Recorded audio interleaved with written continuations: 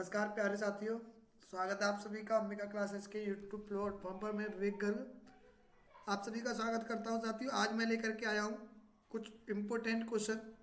साथियों, हमने line and angle पढ़ा, ट्रायंगल पढ़ा। अब हम जो है स्टार्ट करने वाले हैं आयत। चतुर्भुज में आयत, वर्ग सब पढ़ेंगे और है ना, बिल्कुल आयत को अपन पढ़ने वाले हैं। आयत में क्या होता है? ऐसा चतुर्भुज जिसमें आमने सामने की भुजा कैसी होती है? बराबर। जिसमें आमने सामने की भुजा बराबर होती हैं। आमने सामने की भुजा बराबर होती हैं। आमने सामने की भुजा कैसी होती हैं?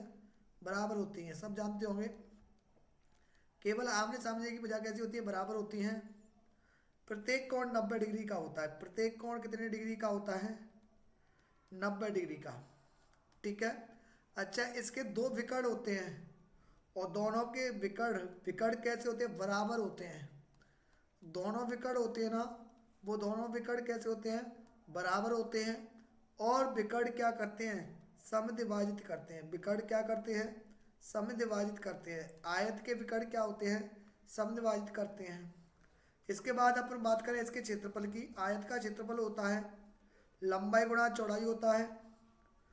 परिमाप जो होता है ना इसका, वो होता है 2 गुणा लंबाई प्लस चौड़ाई होता है।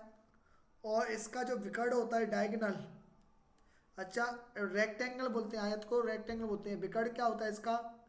अंडरवुड में L square plus B square, वर्गमूल में L square plus B square, लंबाई का स्क्वायर प्लस चौड़ाई का स्क्वायर। उम्मीद है आप सभी इतनी सारी चीज़ों को जानते होंगे। कुछ नया मिला हो तो नोट करते जाना, ठीक है? बाकी आप सभी जानते होंगे। चलिए क्वेश्चन से शुरुआत करें। एक आयत का क्षेत्रफल वर्ग सेंटीमीटर में क्या है यदि इसका विकर्ण 25 सेंटीमीटर है और भुजा इसकी कितनी है? 24। तो अब से क्या पूछा गया? आयत का क्षेत्रफल पूछा गया है। सबसे पहले मैं एक आयत बनाने की कोशिश करता हूँ। सबसे पहले क्या करते हैं? एक आयत बना लेते हैं। सबसे पहले क्या करते हैं? एक आयत बना लेते हैं। आयत बनाइएगा, आयत बनाइएगा। ये आपका क्या हो गया? एक आयत बनाने की कोशिश कर रहा हूँ मैं पूरा पूरा। ये आपका एक आयत हो गया। ए बी सी डी एक आयत हो गया, जिसकी ये क्या हो गई? लंबाई हो गई। ये भी क्या हो गई? लंबाई हो गई। ये चौड़ाई हो गई। ये क्या हो गई? चौड़ाई हो गई, है ना। और इसका ये ए सी क्या होगा? विकर्ण होगा। ए सी क्या होगा? इसका विकर्ण होगा। बिल्कुल ए सी क्या होगा? विकर्ण कहलाएगा, डायगोनल कहलाएगा। अच्छा, इसकी एक भुजा 24 दी है। एक भुजा कितनी दी है इसकी? 24 सेंटीमीटर। ये सपोज करो ये भुजा कितनी दी है? 24 सेंटीमीटर। कोई एक भुजा मान सकते हो 24। और इसका विकर्ण कितना हो गया? ये 25 सेंटीमीटर, है ना, 25। अब आपको यहाँ पर एक त्रिभुज दिख रहा होगा ए बी सी, और वो भी कौन सा त्रिभुज है? समकोण। ए बी सी एक त्रिभुज होगा, वो भी समकोण त्रिभुज होगा। और समकोण त्रिभुज में क्या होता है? ये इस तरीके से अगर आपका समकोण त्रिभुज हो गया तो यहाँ पर ट्रिपलेट चलते हैं अपने। और ट्रिपलेट मैंने आप लोगों को बढ़िया तरीके से बता दिए हैं। एक ट्रिपलेट बताया है मैंने आपको, 7, 24, 25। आप त्रिभुज की क्लास में देख सकते हो। समकोण त्रिभुज मैंने बताया वहां पर।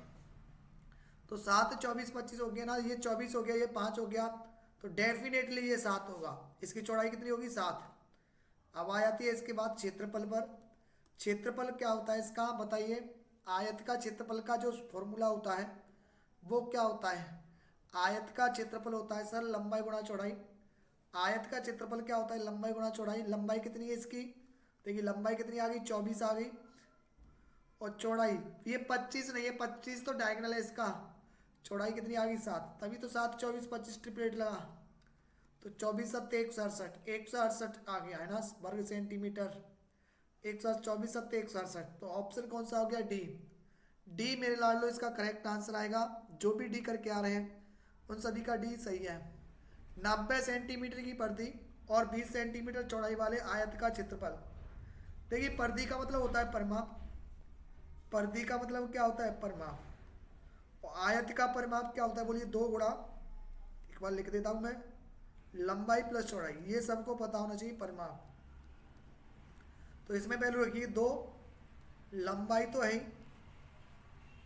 लंबाई को मैं एल नाम दे सकता हूं क्या? और चौड़ाई दी है इसने 20। 2 गुणा लंबाई प्लस चौड़ाई, ये सब मिलाकर के कितना दिया है? 90। सबका क्लियर हो गया। 2 गुणा लंबाई प्लस चौड़ाई। लंबाई को एल नाम दे दिया, चौड़ाई 20 दी है। अब यहाँ से आप देखोगे ये 2 तो गुणा में है, और जो 2 गुणा में है वो कायम पहुंच जाएगा भाग में। जो दो गुणा में है वो कहाँ पहुंच जाएगा, भाग में। 90/2 कितना हो गया, 45। तो एल प्लस बी 45 हो गया, तो एल बराबर क्या आएगा, 45। ये प्लस का 20 माइनस का 20 हो जाएगा 25। तो इसकी जो चौड़ाई आएगी वो 25 आएगी, लेकिन इसने चौड़ाई नहीं पूछी भाई, इसने तो गजब ही कर डाला, क्षेत्रफल पूछ लिया। चलो कोई बात ना, हमें पता होना चाहिए ढंग से क्षेत्रफल क्या होता है, लंबाई गुणा चौड़ाई होता है। लंबाई कितनी होगी, 45 हो गई, चौड़ाई कितना हो गया, है ना, 2 गुणा लंबाई प्लस चौड़ाई, और चौड़ाई कितनी होगी 25। तो 25 पंजे 125, 25 100 एक बार है, कोई दिक्कत आ रही है क्या। 2 गुणा लंबाई प्लस चौड़ाई बराबर 90 हो गया, 90 को 2 से काटा 45 बार, लंबाई प्लस चौड़ाई 45, तो ये 20 25 हो गया बिल्कुल। क्षेत्रफल क्या होता है, लंबाई गुणा चौड़ाई। अच्छा ये 45 नहीं आएगा, 45 क्या कर दिया मैंने, ये तो गलत कर दिया भाई, ये गलती हो गई। क्षेत्रफल क्या होता है इसका, आगे बता रहा हूं मैं, लंबाई गुणा चौड़ाई।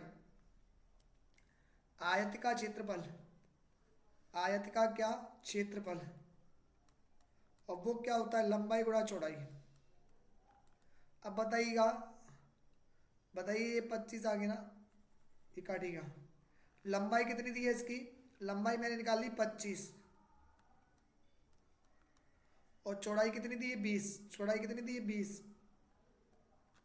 लंबाई 25 निकाल ली, चौड़ाई इसमें दी थी, और 25 गुणा 20 करेंगे तो 500। तो ऑप्शन ए इसका करेक्ट आंसर आ जाएगा। ठीक है साथियों, चलिए क्वेश्चन नंबर 3 22 करिएगा। 168 सेंटीमीटर लंबाई की एक वृत्ताकार तार को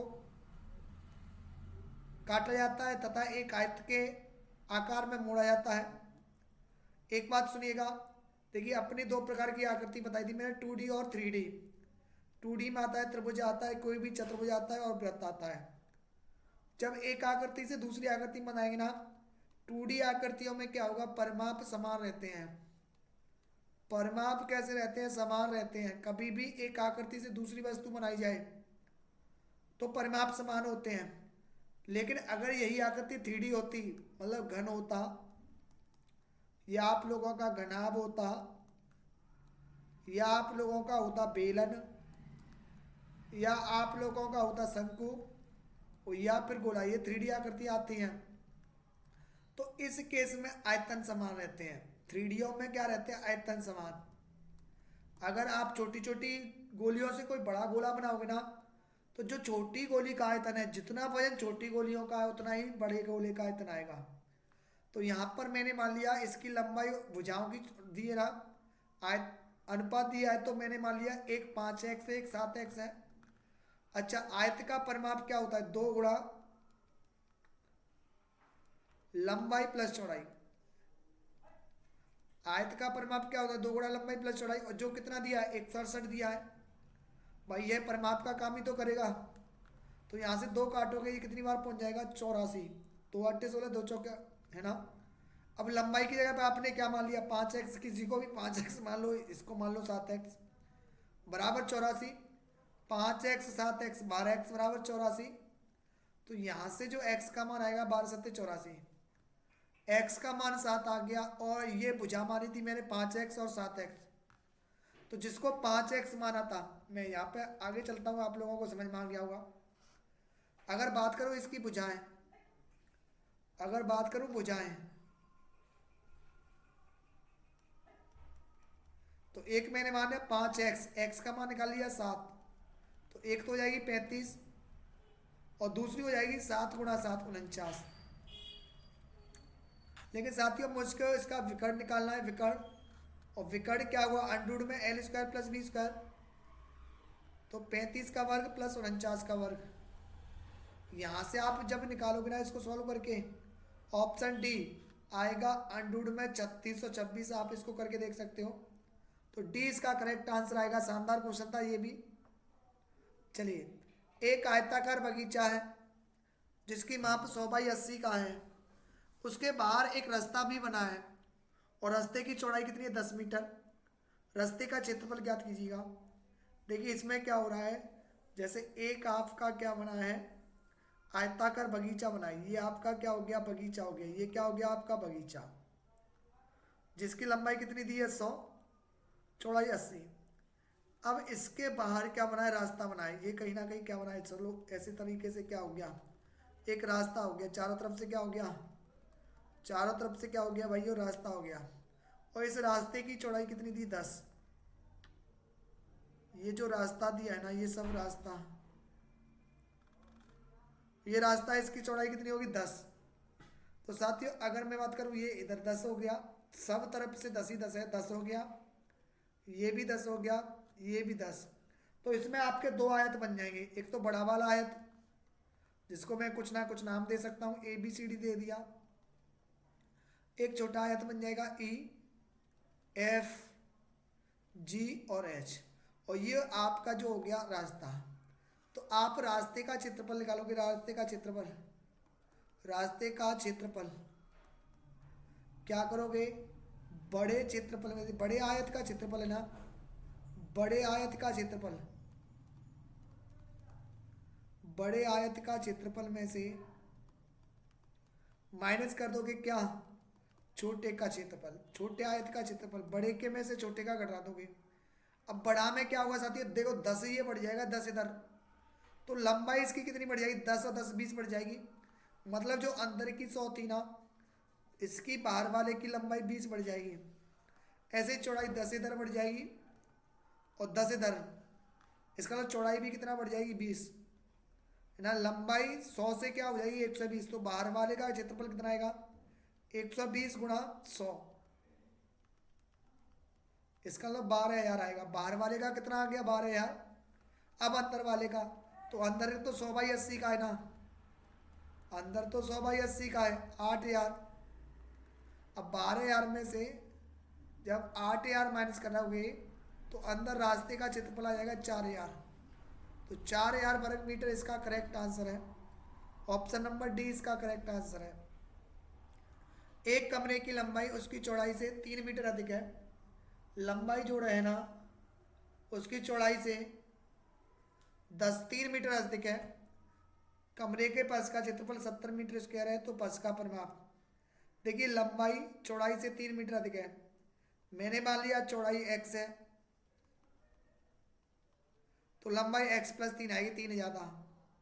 अच्छा इसका क्षेत्रफल क्या होता है, आयतकार है ना, लंबाई गुणा चौड़ाई, इसका मतलब x का गुणा x + 3 से करोगे, लंबाई गुणा चौड़ाई, जो कितना दिया है 70।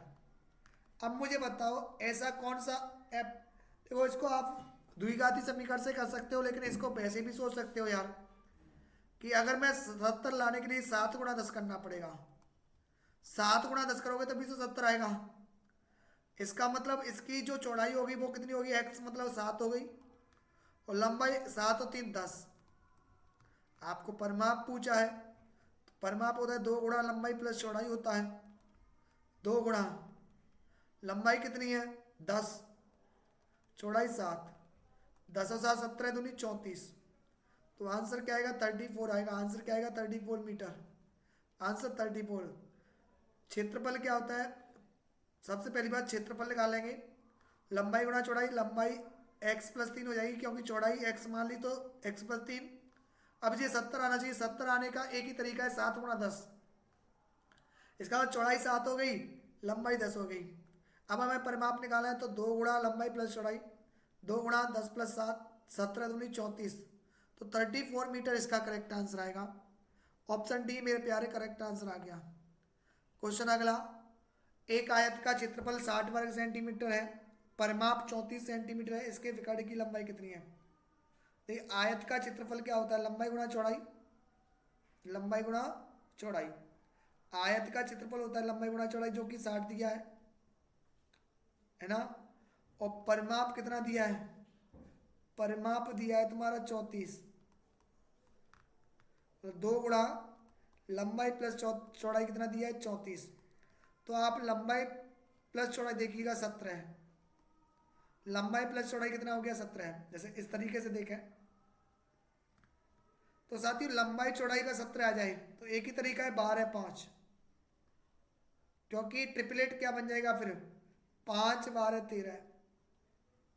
ऐसे क्वेश्चन ऐसे ही करने, अगर आप बेसिक से जाओगे तो बहुत टाइम लगेगा, ये ध्यान रखना। आयत का क्षेत्रफल 60 और देखो ये कई बार पूछा गया है और रीट में भी पूछा गया था। आयत का क्षेत्रफल लंबाई गुणा चौड़ाई, परिमाप होता है 2 गुणा लंबाई प्लस चौड़ाई, 34 दिया है, इसका लंबाई प्लस चौड़ाई 17 आएगा। अब दोनों लंबाई और चौड़ाई को जोड़ने पर 17 आने का मतलब यही हो गया। अच्छा आप चेक कर सकते हो क्या क्षेत्रफल 60 आएगा, 12 गुणा 5 लंबाई गुणा चौड़ाई। इसका मतलब हम जो सोच रहे हैं सही सोच रहे हैं। विकर्ण की लंबाई क्या आएगी 13 सेंटीमीटर। तो इस तरीके से उड़ा के आना है आपको, ट्रिपलेट याद होंगे तो ये आपको बहुत हेल्प करेंगे। अच्छा एक आयत की लंबाई में 12% की, चौड़ाई में 15% की वृद्धि कर दी जाए, क्षेत्रफल में कितने परसेंट की वृद्धि होगी। साथियों इसका फॉर्मूला होता है, सक्सेसिव लगता है L plus B plus L into B बट्टे 100, है ना। जब भी आपको इस तरीके से दिया हो तो इस तरीके से आप कर सकते हो। लंबाई कितनी होगी 12, चौड़ाई होगी 15, 12 गुणा 15 बट्टे 100, 5 से काटोगे 3 बार, 5 से काटोगे 20 बार, 4 से काटोगे 5 बार, 4 से काटोगे 3, तो आंसर आएगा 12 5 27 तो ये हो गया, प्लस 12 बट्टे 5,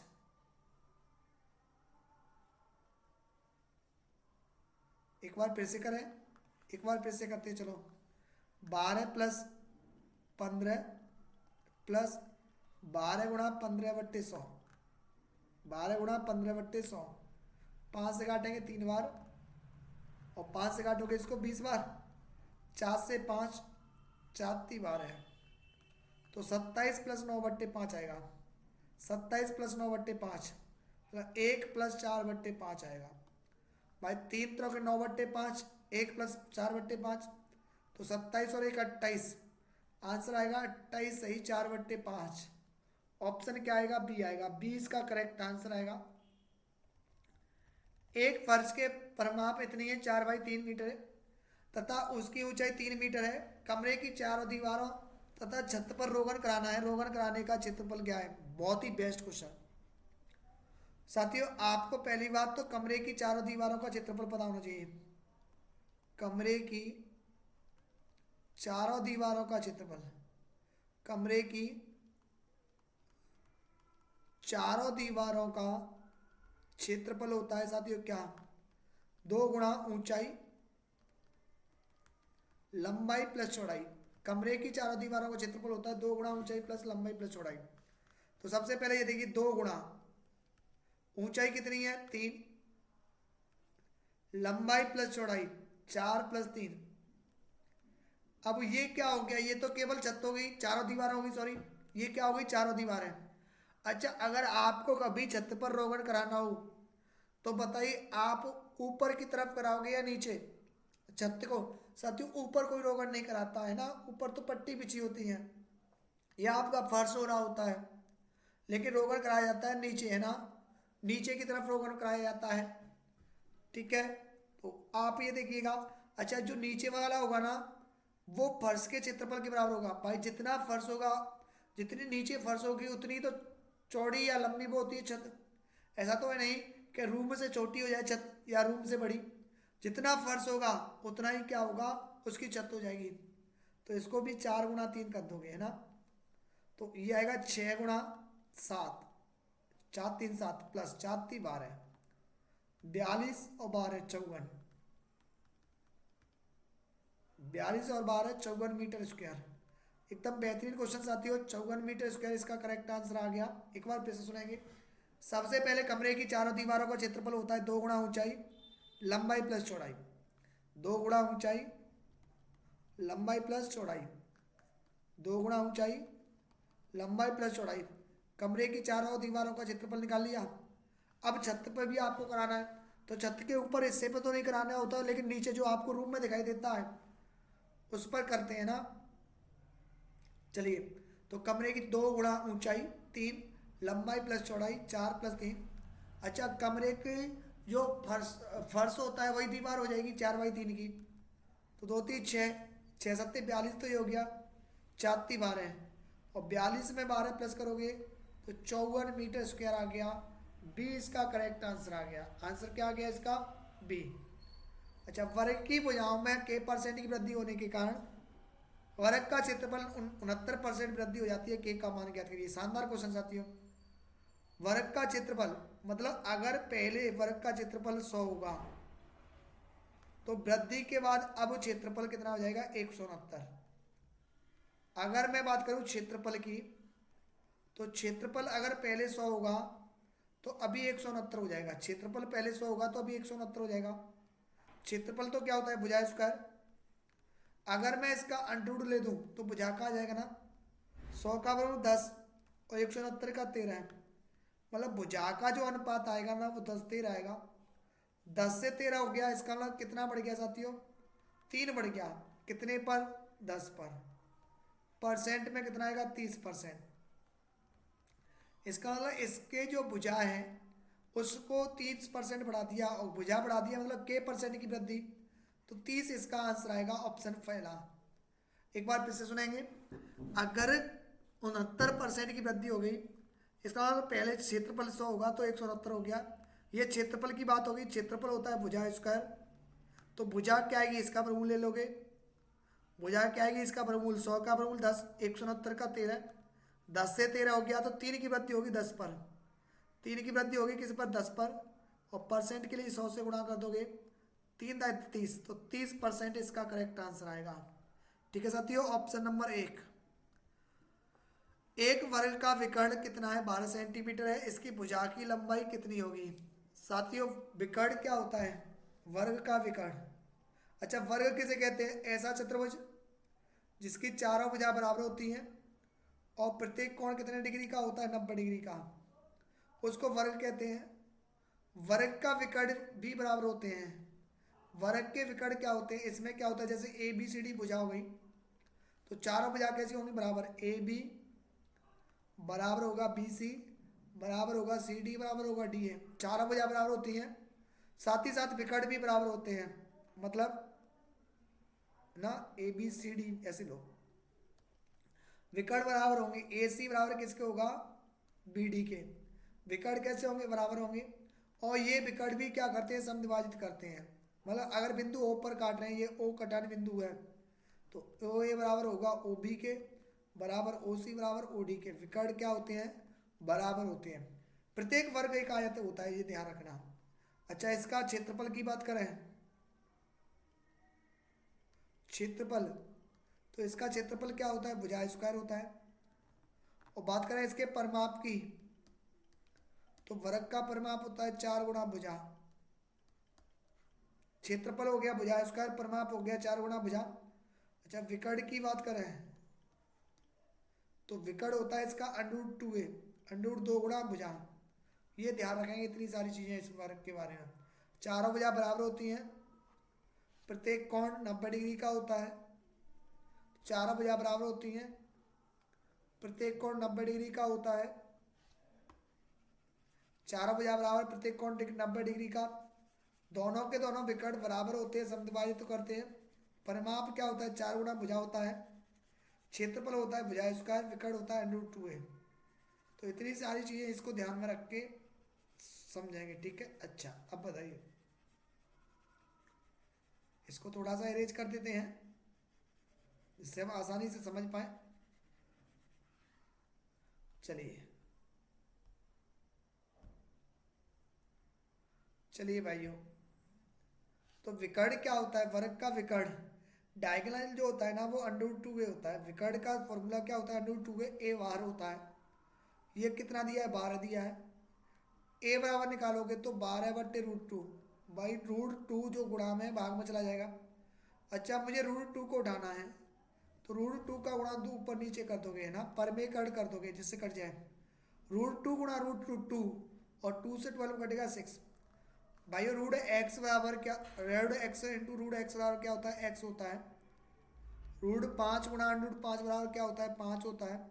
ऐसे ही √2 इंटू √2 होगा 2 से 6 तो आएगा 6√2। इसका आंसर क्या आएगा 6√2 आएगा। ऑप्शन नंबर ए इसका करेक्ट आंसर आएगा।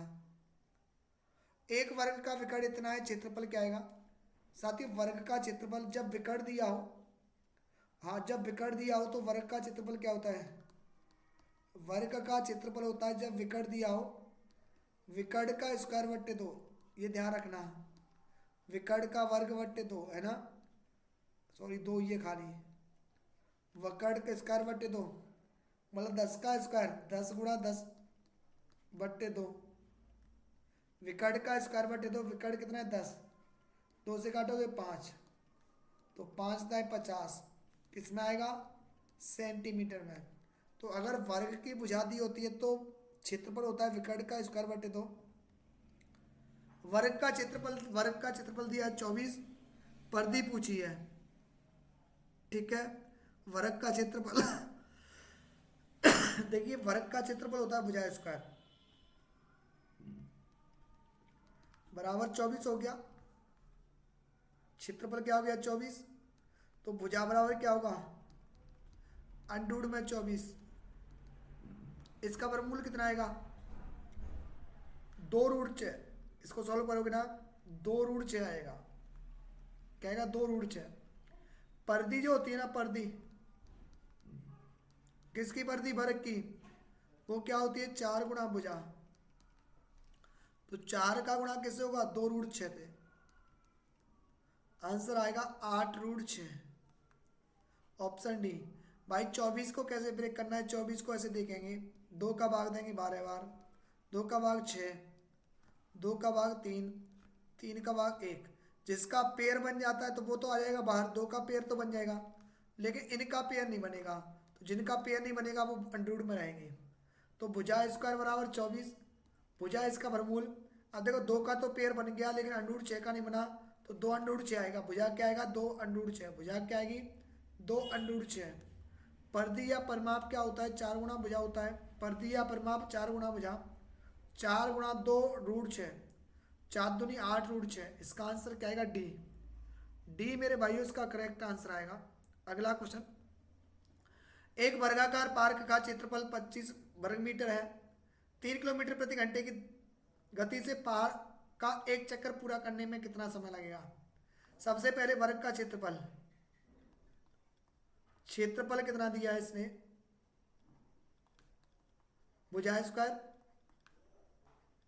बराबर 25, तो यहां से भुजा निकल के आएगी कितनी 5। इसका वर्गमूल ले लोगे ना अंडररूट भुजा हो जाएगी, भुजा 5 आ गई ना, तो यहां से आप परिमाप निकाल सकते हो। परिमाप पेरीमीटर 4 गुणा भुजा, 4 गुणा 5, आंसर क्या आएगा 20। सबसे पहली बात क्षेत्रफल क्या होता है भुजा स्क्वायर, भुजा स्क्वायर बराबर 25, तो भुजा बराबर कितना आएगा 5, भुजा स्क्वायर 25, भुजा स्क्वायर 25, तो भुजा बराबर 5 है ना। परिमाप क्या होता है 4 गुणा भुजा, तो परिमाप 20 आ गया, कितना आ गया 20। अच्छा 20 वर्ग किलोमीटर, 20 वर्ग किलोमीटर, वर्ग किलोमीटर। इसकी गति क्या है 3 किलोमीटर प्रति घंटे की दर से चक्कर लगाता है, ठीक है। अच्छा परिमाप तो वर्ग क्यों किलोमीटर में आएगा, 20 क्या आएगा किलोमीटर। अब इसकी गति क्या है 3 किलोमीटर प्रति घंटे की, तो समय बराबर कैसे निकालेंगे, दूरी बट्टे चाल, दूरी 20 की, चाल 6 की। इसको करोगे दूरी, चाल कितने की 3 की, चाल कितने की यहाँ पर दी है 3 की है ना, तो आएगा ये 6 घंटे 40 मिनट। 6 बार तो पूरा चलेगा। अब 6 घंटे हो गए, 2/3 बचा, इसको मिनट में डालने के लिए 60 से गुणा कर दोगे, 3 से काटोगे 20, और 20 दूनी 40, तो 6 घंटे 40 मिनट आएगा। ठीक है साथियों, जय हिंद जय भारत, राम राम सभी को। जुड़े रहिएगा अपने विश्वसनीय चैनल के साथ, लगातार हम क्लास लेके आते रहेंगे। जय हिंद जय भारत।